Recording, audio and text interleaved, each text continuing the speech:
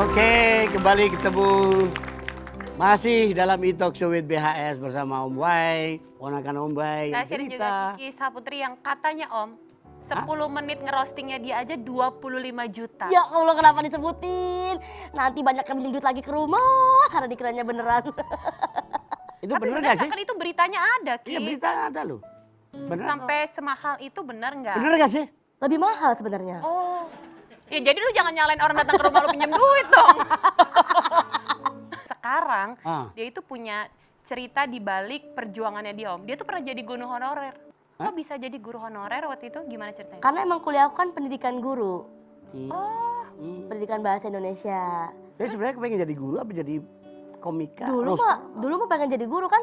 Jadi komika nggak sengaja karena batal nikah. Iya, jadi dulu tuh waktu kan kuliah di UNJ. Kuliah 4 tahun, bangga dapet gelar SPD ya kan. Sarjana percaya diri. Ya karena dulu percaya diri Sarjana banget gitu. pendidikan gue SPD. tapi kalau nggak pede nggak lulus Om. Iya bener. Ya lulus kuliah, lamar kerja. Langsung. Ngajar tuh emang jadi passion. Terus jadi Kiki juga selain ngajar di sekolah, ngajar les private ke rumah-rumah. Berapa lama Ki Oke. jadi guru honorer? Jadi guru honorer tuh sampai akhirnya berjalan stand up tuh 2 tahun. Itu sambil stand up. Pelajarannya kan jadi guru honorer, gajinya kecil, batal nikah, depresi, mau bunuh diri. Aku sampai googling kiat-kiat bunuh diri tanpa rasa sakit. Enggak, ini serius. Nah serius Ki. Serius Ki, harus serius Ki. Harus serius, gue mau tahu caranya. Buat Om Wai, buat Om Wai. Nggak. Yang keluar malah ayat. Yang keluar? Yang keluar malah ayat. Barang siapa bunuh diri sendiri maka haram surga baginya gitu. Nggak jadi. Akhirnya ikut Tapi stand up. benar sempat sedepresi itu. Iya, kan udah 3 tahun kita pacaran manggil ayah bunda.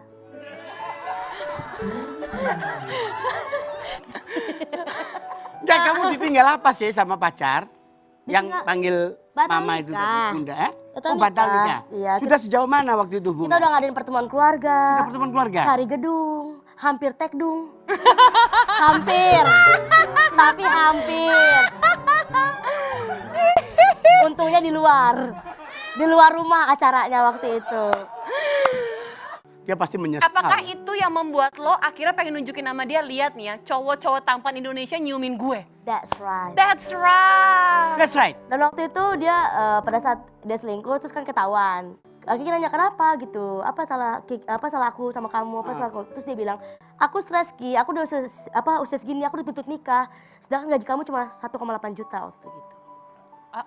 Nah disitulah kayak itu kalau di film-film azab ya Om ya, kayak kesamber geledek gitu, dong gitu kayak. Jadi kalau di film-film azab, lu yang kena azab atau gimana sih?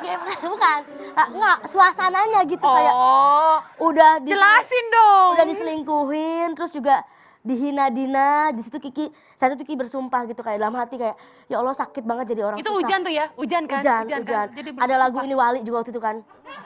Itu ada kebetulan lagi saya serius. Bingung, Mbak. Ini mana yang bener, mana yang... bener Om, ini bener ceritanya. Iya benar. Beneran? Satu Kiki bersumpah dalam hati bahwa suatu saat gue bakal buktiin gaji gue jauh lebih besar daripada lu. Kok jadi ngurusin Ini gaji? apa? Ini artinya apa nih? Si.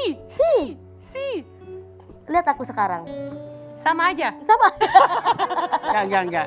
Tapi merasa udah puas belum Ki? Bahwa ngerasa bahwa oke, gue udah bisa membuktikan diri gue yang sekarang. Ada rasa bersyukur bahwa berkat kejadian kemarin ya itu Kiki ada di titik ini. Cuman cerita Kiki tadi lah bukan karena Kiki masih membenci, nggak, hubungan juga udah baik-baik aja gitu sama keluarganya. Karena kan tadi anak Pak RW dong. Kalau nggak baik-baik aja susah kita minta cap entah kan. Enggak.